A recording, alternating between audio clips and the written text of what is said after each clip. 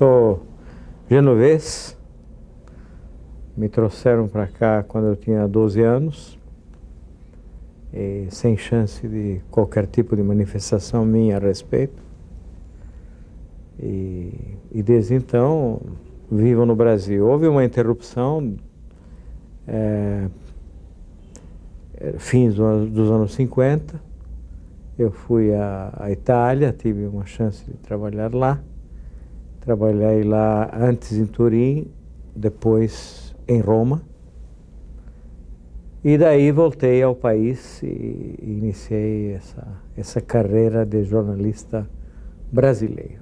Trabalhei em Turim num jornal chamado La Gazzetta del Popolo e trabalhei em Roma num jornal chamado Il Messaggero. Enfim, antes eu já tinha iniciado uma carreira de jornalista, na verdade, porque desde 50 eu escrevo em jornal, porque cobri o Mundial de 50, mas era um menino, né? Que fique bem claro. Cobriu para qual veículo? Para Il Messaggero, mas isso porque meu pai, jornalista, tinha sido convidado a escrever sobre a preparação do Mundial, que se daria, como vocês me ensinam, no Brasil. E aí ele não gostava de futebol e me perguntou se eu queria realmente escrever uns artigos, e eu escrevi os artigos e aí comecei. Depois eu trabalhei um pouco na revista Inhembi, do Paulo Duarte, que era uma revista de cultura, né? E aí trabalhei na agência ANSA, em São Paulo, e finalmente fui para a Itália por esse período, que foi um aprendizado muito útil, muito profícuo para mim, evidentemente. Eu retornei ao Brasil porque Vitor Civita foi me procurar em Roma e me convidou para dirigir Quatro Rodas, que ele ia lançar, e queria um diretor de redação. Eu argumentei, que nesse tempo era apenas um redatorzinho e tal, e me espantava o fato de que eu pudesse ser chamado para dirigir alguma coisa, mas eu argumentei que não entendia nada de carros, né? Até hoje não dirijo carro. E digo mais, eu não distingo, nem digo uma biela de uma bronzina, mas não distingo um Volkswagen de um Mercedes.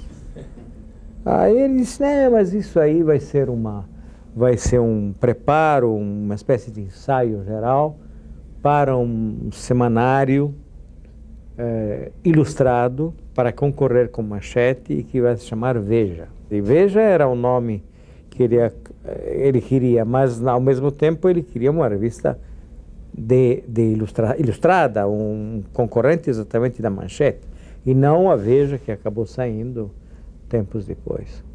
Então aquilo foi um argumento forte, eu acabei achando que valia a pena tentar. E voltei para cá. Começou com Quatro Rodas, portanto. Eles encostaram o projeto Veja, acabou sendo encostado. E com isso eu fui para trabalhar no Estado, onde o projeto era ter um ensaio de um negócio que se chamaria, de um jornal vespertino que se chamaria Jornal da Tarde, e esse ensaio era a edição de esportes do Estado de São Paulo, que era até bastante arrojado como projeto, porque o Estadão nesse tempo não circulava às segundas-feiras, então nós fazíamos um jornal muito vibrante sobre os acontecimentos esportivos do sábado e do domingo, e esse jornal ia às bancas na noite de domingo e depois ficava até a segunda-feira, né?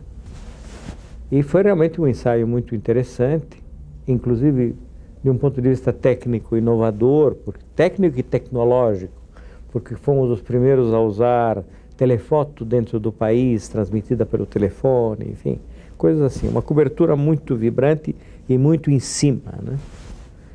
E foi um ensaio bom para o Jornal da Tarde. A edição de esportes saiu em setembro de 64 e o Jornal da Tarde saiu em janeiro de 66. com uma conspícua colaboração de jornalistas mineiros, diga-se.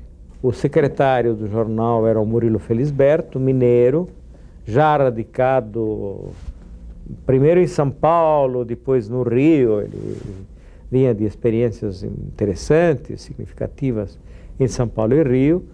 Então ele sugeriu uma série de nomes das Alterosas e foi para lá um bando, né? Quer dizer, o Ivan Ângelo, o Fernando Mitre, Carmo Chagas, enfim, muita gente, muita gente.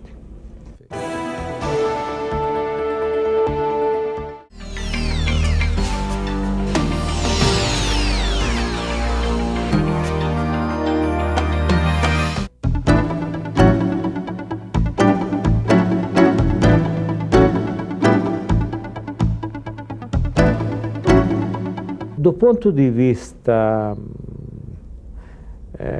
digamos assim, técnico, eu fui chamado pela família Mesquita com larguíssima autonomia, e tive a liberdade de realmente, juntamente com uma equipe aguerrida, que jornalismo é trabalho de equipe, não é o trabalho de uma pessoa só, deu para fazer um jornal muito inovador do ponto de vista visual e do ponto de vista mesmo do texto, da proposta de texto. Agora, do ponto de vista político, era um jornal atrelado às posições do Estadão, né? Então, não é que corrêssemos especiais riscos. Ainda assim, houve um esboço de censura muito tênue, porém, porque o Estadão não concordava com certas linhas seguidas pós-golpe, né? Eles eram muito ligados ao Lacerda, o Lacerda acabou sendo caçado porque se insurgia, enfim. É aquela história, ou o poder é deles ou eles não gostam, eles ficam nervosos. Então, como o poder não caiu na mão deles, eles ficaram nervosos. No fim de 67, Abril voltou à ideia Veja, só que não era Veja, era uma coisa ainda indefinida em termos de título, e era um semanário de informação inspirado nos modelos americanos, né? Time e Newsweek, basicamente. Inclusive, havia um acordo, em princípio, com a Newsweek, que depois eu selei indo para Nova York, e um acordo de aproveitamento do material deles, né? O que não impediu que eu fizesse também um estágio na Time, antes do lançamento da revista.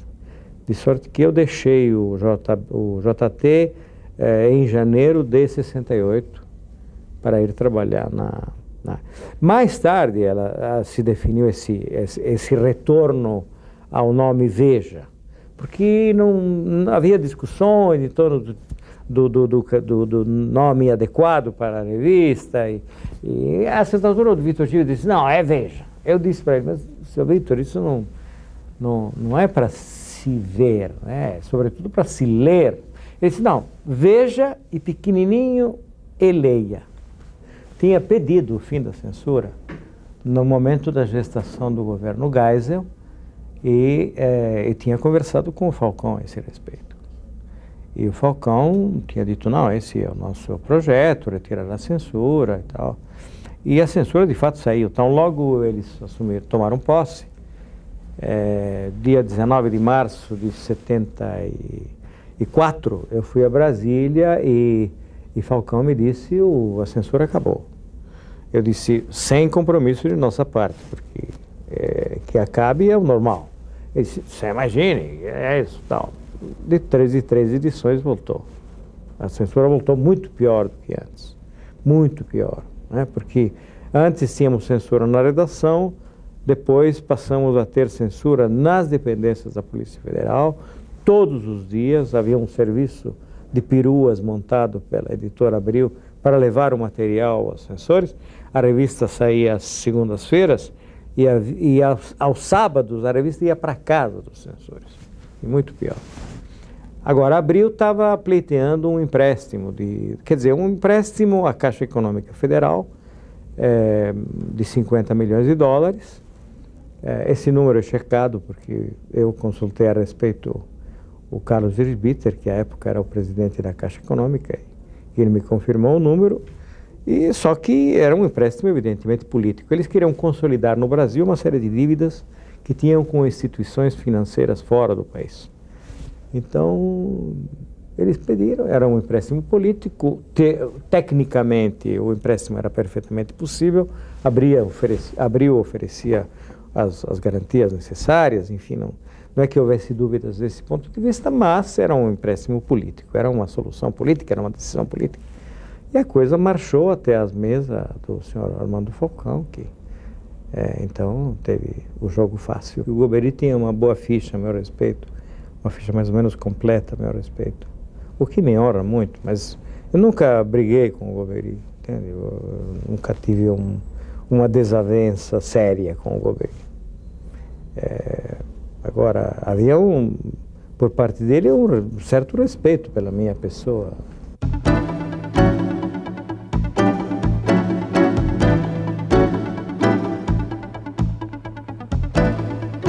Eu devo dizer que Veja é um momento realmente crucial na minha existência de jornalista, porque em Veja eu me dei conta das responsabilidades do jornalista, entendi direito o que significava ser jornalista e, portanto, lembro com saudade daquele tempo, apesar de todas as dificuldades a ter de enfrentar, e que realmente a revista enfrentou, e eu pessoalmente enfrentei, e muitos da equipe enfrentaram.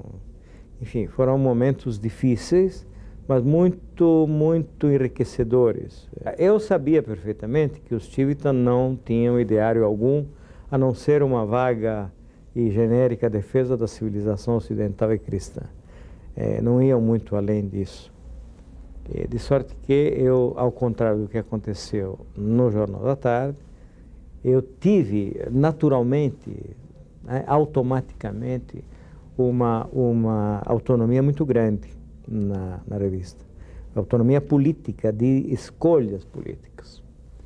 O que depois, ao cabo, me custou o emprego, porque o Dr. Armando Falcão sabia com quem estava lidando, e para minha honra, para enriquecer as histórias que eu posso contar aos netos, ele exigiu a minha cabeça e eles a entregaram.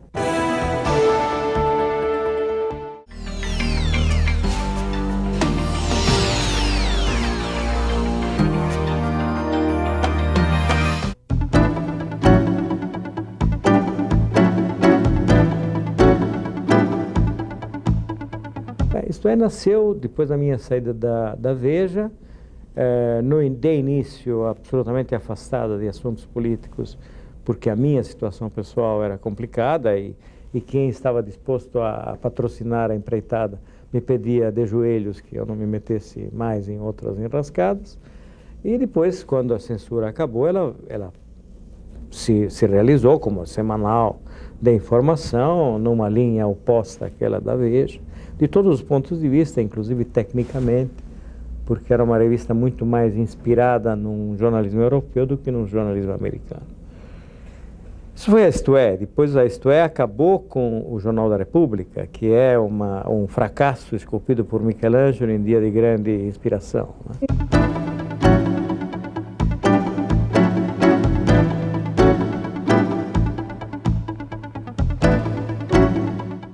Era um jornal honesto e sincero, e eu acho que se tivesse tido um respaldo de uma retaguarda financeira que não tinha, ele teria sobrevivido. Era isso que a gente fazia, muito, muito atento a certas mudanças, enfim, voltado para uma linha oposta àquela do resto da mídia, de um modo geral, né? Então, mas morreu tragicamente depois de 4 meses e meio de vida, e aí perdemos a Isto É.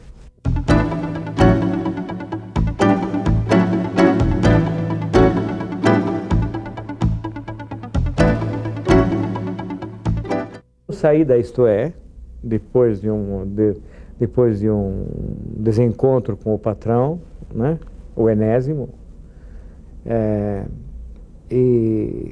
e aí eu fiquei parado um tempo, só que existe essa editora, Carta Editorial, que foi fundada por meu irmão e que hoje é tocada pelo filho dele. E ele queria muito que eu fizesse alguma coisa e tal, e acabou nascendo Carta Capital. Essa é a história da Carta Capital. Começou mensal, porque não havia recurso para pensar em algo melhor, virou quinzenal, hoje é semanal, né?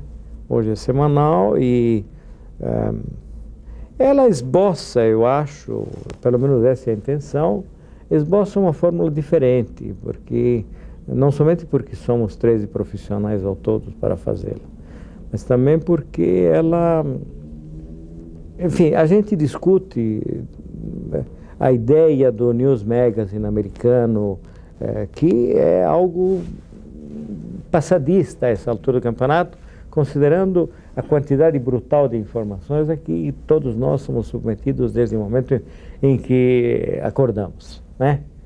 Então é uma fórmula essa de reunir 60 assuntos, fazer um resumo, sapecar duas ideiazinhas dentro e tal, é uma fórmula, a meu ver, superada. É um projeto que permite, nos dá tranquilidade, enfim, sem nenhum propósito de competir com essas grandes empresas quebradas, né? Essas grandes empresas quebradas, nós não estamos.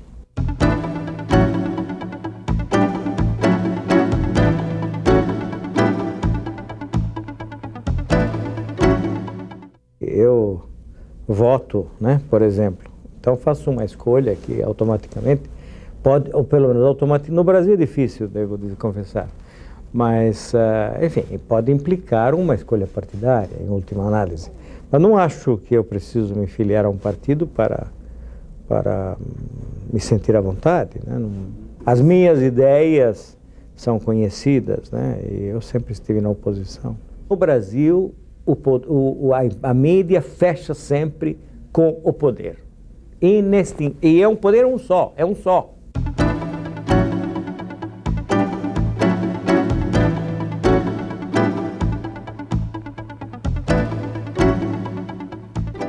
Nós estamos demonstrando, desde Isto É, digo nós, a equipe, né?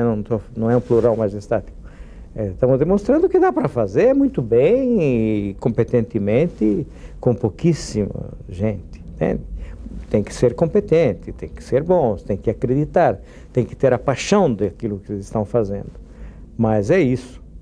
E aqui é um delírio, né? É um delírio, gente. Esse país está indo para as cucuias gloriosamente e é um delírio. E esse é apenas um dos símbolos, uma das metáforas dessa situação, né?